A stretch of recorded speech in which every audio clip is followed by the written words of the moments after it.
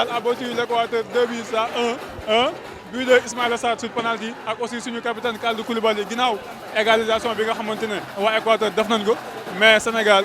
jël na qualification huitième de finale bi première nation à être qualifiée en huitième de finale kenn nag ñëw fii ñu au niveau de la station de Kër Massar rond-point bi waa mais ambiance bi naa trop macha allah gis ngeen kankurang yi gis ngeen gars yi nga xamante ñoom ñooy les Sénégalais di jubilé ñu jógee fële station Kër Massar village ñëw fii tata fii si nga xam moom mooy rond-point Kër Massar dina toppaloon ambiance boobu noonu si kanam léegi incha allahu rabbi ñu continuer encore une fois le Sénégal a battu l'Équateur par 2 buts à 1 qualifié huitième de finale de la Coupe du Monde mu nekk la première nation africaine à être qualifiée. waaw di ko tuddee Papa Bou Diop rek di ko sargal ko waa di ko ñaanal yàlla ko yàlla xar àjjana yàlla ko yàlla suuf sedam ñu ngi concerné Aliou Cissé quoi di ko ñaanal yàlla concerné quoi. jaajëf beneen supporter gars nan nga dundee victoire bi. victoire bi moo ko dundee neex na trop ginnaaw yàlla bañ sant yàlla sant Seydina Mohamed pare dañuy sant Karamba borom jinne yi. sant Karamba moo indi victoire bi. ginnaaw yàlla ak yonante bi Karamba moo jàpp si match bi si jàppuloon rek mu ñaaw. barki yàlla waaw mais zone yi nekk si biir terrain bi coach bi def seen nga ne Karamba. sëñ ma saxirloo sama sëriñ laa la wax de. Karamba ginnaaw yàlla moo indi victoire bi. gars yi naan ne Karamba moo indi victoire bi moo jox Sénégal bi jox victoire bi donc ginnaaw ñu sant gërëm. ati boo kii benn supporter. stress rek seetaanu ma ko moom maa ngi woon ci mbedd bi di dox di dem di ñëw seetaanu ma ko benn yoon waaw ndax stress waaw mais kontaan nañ. merci beaucoup ah ok merci beaucoup. vraiment kontaan ci boog di bëgg baax a baax di wax Lions yi ne bu leen encouragé nañ ko yàlla nañ ko defee nii déwén parce que bés ni que tey la woon kii Pape Bouba Diop mais xam naa loolu moo yokk jom ci Lions yi mais quand même vraiment ñëpp a kontaan am mbégte di ñaan ci kaw ci kanam rek ñaan incha allah rabi coupe bi ñëw fii Sénégal quoi merci beaucoup. bon kontaante rek kontaante di sant yàlla bu baax ndax c'était pas évident quoi ndax fi ñu jógee moo sori dañu commencé am défaite gars yi commencé critiquer te xamuñu ne match bi ñu def ci premier match bi moo waral lii match bu baax lañ def mais dañ ko perte ñu ñëw confirmer ak Équateur tey ñu ñëw taxaw andi benn taxawaay boo xamante ne une taxawaay beaucoup plus offensif ñëw fatt Équateur ci 30 premières minutes yi jël benn but ñu ñëwaat deuxième mi-temps ñoom ñu gën a remonter seen équipe ñu encaissé mais teewul gars yi def réaction sur le sang dugalaat deuxième but après nag à la fin bon ñu xaw a wàcc gérer score bi ba gagné sant yàlla quoi. mais nan nga ko dundee bu doon pression. sant yàlla rek sant yàlla pression bu méttee métti bon fi ma toog man mooy loolu quoi surtout 6 dernières minutes yi temps additionnel bi c'était très difficile mais sant yàlla dimbali nañu ba ñu qualifié ñu ngi koy sant yàlla bu baax a baax a baax. jërëjëf nan nga gisee équipe bi nag rek di sant yàlla bu baax di julli ci yonent bi te xam ni suñu équipe tey lii rek la ñu mënoon andil ndax lii lu ñu yàgg liggéey la te champion d'Afrique vraiment warte mën a ñàkk jàll premier tour Aliou Cissé ñoo ngi koy sant di gërëm président de la République parce que taxawaayam ci équipe bi macha allah gis nañ ko di sant sénégalais yëpp nag te xam ni bés bi nii rek la mënoon demee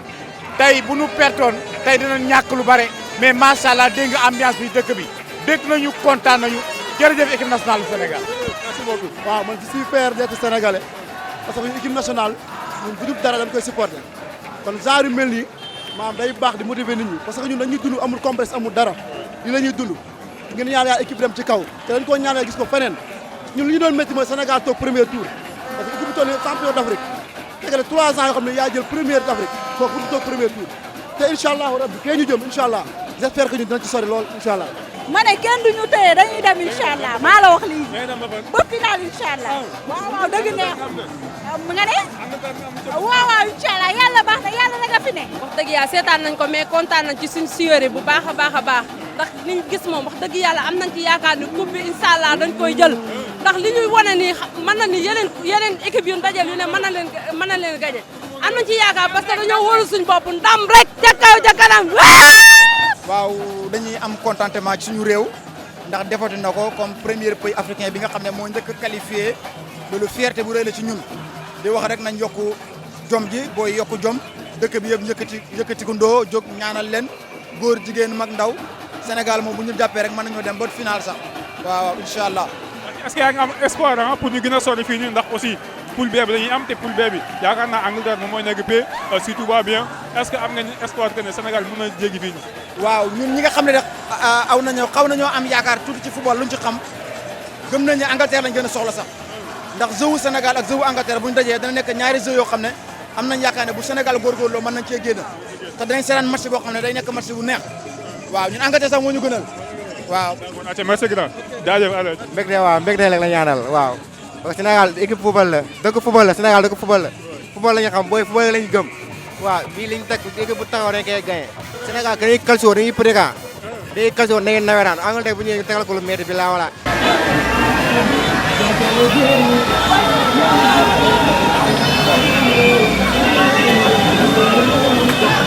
waaw daal ñu ngi lay nuyu. waaw maa ngi leen di fay. naka nga dundee déjà qualification Sénégal. waaw sant yàlla bu baax rek di wax alhamdulilah rabil alamin di sant sunu sëriñ di sant waa Daaru Musi gi yëpp ak sunu waajur. waaw lii rek la mën a demee ñun lu ñu mën a am rek Sénégal mënu ko gënal waaw te tamit li ñuy wax teguñu ko ay falaa nii dañ koo teg fu wóor max bi jàll 3-1 lañ leen joxoon. yaakaar naa seede yaa ngi nii duñu bàyyi ñëpp ko seede dafa joxe score 3-1 mu wëlbati ko waat tey ñuy seedaan avant max bi ma jox leen 2-1 ñuy seedaan max bi Sénégal am 1 ma ne leen ñee dañuy dugal ñu dugal ñëpp ne ma max bi jeex na ma ne leen Sénégal day dooli max bi jeex Sénégal dooli ma génn commencé civilé dafa leer laa ko teg barke borom daal li nga wax ne fan nga koy xamee nan nga ko xamee fan nga koy teg waa loolu yàllaa ko def du si man bi ma koy wax sax tey ma barke alxuraan damay gis lu ëpp loolu damay gis lu ëpp loolu damay gis lu ëpp loolu du ma dara nag xoolal sama sol xol lépp mais damay gis lu ëpp loolu. léegi Sénégal excellence coupe du monde fan nga ko séntu actuellement. waa sant yàlla bu baax a baax a baax sant yàlla bu baax. Sénégal. waaw fi ma séntu Sénégal ci kaw sax bu baax a baax a baax a baax waaye bu nu demaatee ba am 3 jours si kanam su ngeen ma jëlsee ma wax leen ci lu leer naa ñu tadu de waaw incha allah. kon gars yi bu match bi desee 3 jours dinañ ñëw bàyyi daal wax ñu match bi ni muy demee incha allah. di ñaan Sénégal jàmm di ñaan suñu borom def tawfeex bu baax yéen tamit télé bi suñu borom xoolal ko ba ci kaw a kaw ñoo war a dem rek pour waaw participer ni ñoo gëm dañoo incha allahu rabbi lu daw moo ko téye te day ñëw incha allah. nan ngeen dundal victoire bi ngeen waaw victoire bi kontaan rek ñun ay sénégalais lañu Sénégal dañ koy séntu bu sori li may wax à chaque fois rek ñun gëmuñu ne Sénégal dafa nekk benn équipe africain boo xam dafa dem pour participer coupe du monde ñun dañoo dem pour jëli coupe du monde te loolu lañ gëm. waaw victoire bi ñu ngi sant yàlla rek di julli ci yonent bi di remercier gars yi kontaan si ñoom vraiment victoire bi avant li may jaay ma maa ngi am plaisir di supporter comme en tant que sénégalais quoi parce que tamit li ñuy wax rek ay gaynde lañ quoi ñun amuñu dara lu nekk seen ginnaaw di leen remercier si victoire bi quoi di leen féliciter tamit bu baax a baax. nag yàlla tamit yeneen tamit mu demee nii quoi. ñu ngi avancé coupe du monde bi naka jaay maye mbaa mu ngi dox. waaw ay tey moom yëg nañ ci suñu bopp bu baax a baax par rapport ak bu ñu tóoree premier match bi xam nga gars yi dañoo teel a découragé quoi mais avec le temps moom wax dëgg fa yàlla moom comme match bi passé ak match bi moom ñu ngi ciy gis suñu bopp bu baax a baax quoi ñu ngi sant yàlla bu baax a baax. waaw comme ni ñuy wax noonu rek di ñaanal gars yi di ñaanal équipe mu avancé bu baax a baax a baax a baax. ok sant yàlla bu baax a baax dundee kontante bu baax a baax xanaa di ñaanal suñu gaynde yi fu ñu bëgg a àgg yàlla nañ fa àgg ndax bëgg sa réew dafa bokk ci jaamu yàlla saa su ne nu ma koy defee sama TikTok ku bëgg a am lu la leer dama def Badara Saliou macha allah soo demee di nga gis lu may conseillé wax dëgg yàlla suñu gaynde yi bu ñu découragé jullit moom ko ndax ñaari équipe la ñi nga xam ne dañuy jongante ku ci nekk da ngaa bëgg ndam comme nag ku ko suñu borom jox rek sant dara war kon nag ñuy delloo suñu bopp suñu borom ñu ànd ñaan dooleel suñu gaynde yi ñoom it ñu xam ne ñu ngi seen ginnaaw Sadio Mané di ko ñaanal fu mu tëdd suñu borom dimbali ko ba li nga xam ne moo koy metti suñu borom génneel ko ci barke yonent bi sallallahu alayhi wasallam ñu ngi kontaan de bëgg bu baax ak contentement total comme d'autres Sénégalais waaw fier d'être nag mais Sénégal moo ñu ñor amul leneen waaw Aliou Cissé gàcci ngalaama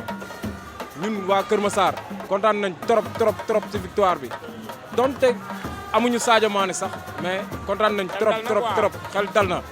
li ñu gis nii joueurs yi ak Pape Bouba Diop bi nii joxe nañ ba jeex à 100%. Lions yi gàcci ngalaama vive le Sénégal c'est le Sénégal qui gagne c'est le Sénégal qui gagne waaw nice frère kontaan continuer di wax ne Sénégal ñoo bokk ndey bokk baay si amay dégg lu mel ni dafa neex si amay dégg ñu gagné Sénégalais yëpp génn zibilé xam nga affaire yi neex mun na jàll nice kontaan nañ trop barki Serigne Touba yal na yokku nag ngay ne nag sant nañ leen gërëm nañ leen ah mais ñun coupe bi la ñuy jël pot bi la ñuy jël. incha allah jommuñu daf ñoo jommul. la moo tax africain waru mën a gëm ne war na jël coupe du monde ñoom ay nit lañ comme ñun dañ ko war a jël yàlla ñu yàlla may ñu jël ko Sabali je parle à toi. Sabali ñu bëri ñoo ngi ma naan sa niro waale la bul ma fàtte nag boo gisee lii. Iliman on supporté bu baax. auzu billahi mina sheytaani rajim yàlla ñu yàlla lafal cet lii xale yi def wax dëgg yàlla ñëpp a kontaan macha allah yàlla ñu yàlla dolli sutura yàlla lafal ñu cet rek ñëpp a kontaan waaw ñëpp a kontaan wax dëgg yàlla xale yi wax dëgg yàlla fubal nañ dëgg te wax dëgg yàlla macha allah daal waaw di ñaan yàlla rek lii yàlla na continuer rek de féliciter Aliou Cissé franchement vrai coach la waaw nañ ko may temps rek incha allah si kaw si kanam rek waaw Kër Massar nag ñu ngi leen di sant di leen gërëm wax dëgg yàlla yéen encore amuñu seen fay génn ngeen bégal nit ñi interview nit ñi di wax dëgg yàlla seen rajo bi ak seen télé bi yàlla si yàlla def jàmm barke yonent bi. waaw victoire bi moom mbégte rek te li ñu séntu woon la te xam nañu ne xale yi moom ñu am pas-pas la ñu te bu ma ci gën a marqué sax bu ma gisee ci côté du bëri sol numéro Pape Diop Pape Bouba Diop nga xam ne incha allah bés bi nekkoon na bés bu ñu war a fàttaliku te gëm nañu ne incha allahu rabi bu ñu ñëpp nekkee benn victoire ndam yi moom dañ ko yóbbu waaw parce que vraiment xale yi war nañu carrément ne ñoom ils sont les meilleurs waaw. ginnaaw nag ndam bi ñu ama fan nga séntu équipe yi ren. équipe bi fi mu ko séntu weesu na fi ñu yemoon 2002 parce que lii ñu won ni tey man jàpp naa ne Sénégal war na mën a dem final loolu moom mooy suñu objectif waaw loolu moom daal jàpp naa ko te pourquoi pas mënuñu jël coupe bi kenn moomu ko 11-11 la le meilleur gagne waaw loolu gën nañu incha allah. waaw am mbégte ak contentement rek ci joueurs yi ndax tey moom ku ne xam na ne ñoom wane nañu pour la faire quoi wax dëgg yàlla lii la doon xaar ci ñoom nag ndax bu ne gaynde moom bu rëbee du tooy dafa war a dem rek am waaw tey moom kontaan nañu bu baax. mais toog na dem ba pression bi. waaw mais foog moom pression parce que Sénégal parce que yaa ngi doog a gagné pays américain yaa ngi koy doog a gagné waaw kon loolu kay foog mu métti sur Équateur ba nga xam ne yow premier match am da koo dóor deuxième match am mu def match nul ki mu defal match nul moo la dóor premier match kon foog mu métti mënu woon kii quoi mënu woon ñàkk moom mais métti na mais waaw yàlla ñu yàlla may daal ñu qualifié huitième de finale qualifié quart de finale demi finale ba finale daal lépp mën na nekk daal waaw. siyaar naa la naka yi day lépp jàmm naka coono yi waaw maa ngi doon supporté waaw mais neex rek tamit ñu kontaan xol yi sedd xam nga waaw xol yi sedd ñu kontaan trop vraiment wax dëgg yàlla booy joxe nañ xam nga teg nañ seen bakkan daal pour gagner waaw teg nañ seen bakkan pour gagner dañ leen di ñaanal daal xam nga yi si kanam xam nga waaw mu gën a neex xam nga gën a kii quoi waaw te ñu góorgóorluwaat bu baax a baax quoi. ça va bon dundee nañ ko si jàmm salaam c'est vrai qu'au début amoon nañu pression bu baax a baax mais alhamdulilah ba ñu yàlla mayee ndam te dañuy xaar incha allah jël coupe du monde andi ko biir Sénégal waaw lii da laa wax moom coupe du monde incha allah waaw franchement nag métti woon na nag on avait trop de amoon nañu vraiment pression bu bëree mais sant yàlla ba ñu yàlla mayee ndam macha allah. bon fu kawe suñu ñoot parce que suñu réew moom je pense que ni am nañu yaakaar et que am nañu fit am nañu fulla pour mun a gagner waaw gëm naa loolu man waaw. Koulibaly numéro 3. la équipe bi macha allah daal yaa ma gën a xam. waaw yàlla na jëm kanam rek incha allah luñ bëgg yàlla nañ ko am coupe du monde bi yàlla nañ ko jël et tout ça billahi franchement pare loolu moom bëgg nañ ko te incha allah j'espère que dina am. merci. match bi mbégte rek kontaan booy def lu rëy ñu kontaan te ñoom ñaanal leen rek ñoo di coupe bi fii rek loolu la ñuy ñaan yàlla waaw xol bu sedd rek ñëpp a kontaan Sénégal ñëpp a kontaan. ku yéex ñàkk dégg nga. kontaan rek waaw parce que dañoo bëgg sa ba mënuñoo wax parce que joueurs yi tey moom mention spéciale à tous les lions parce que bëgg nañ football nañ match bi gagné nañ parce que Équateur ku ko dóor 2-1 rek xam nga ne gagné ko xam nga ne football nga. macha allah bëgg nañ ci kontaan nañ ci di ñaan ndam li. amoon na pression de. amoon na pression moom man mii mënu ma woon toog seetaan ko mënu ma woon toog dama foog ne sama dinaa xëm avant match bay jeex parce que tension bi ci amoon ak pression bi mais yàlla def na ci jàmm gars yi football nañ parce que nii rek la mënoon demee quoi parce que bu suñu xel demee ci Pape Bouba Diop nii rek la mënoon demee par Koulibaly ñëw takk 19 bi def différence waaw. taw feex la daal di ñaan waaw maa ngi ko séntu ba final parce que comme que génn naa ci Équateur nga xam ne ñoom ay gaynde la duñu sonn ay Brésil ay France yooyu tiituñu ma ko waaw tiitu ma ko waaw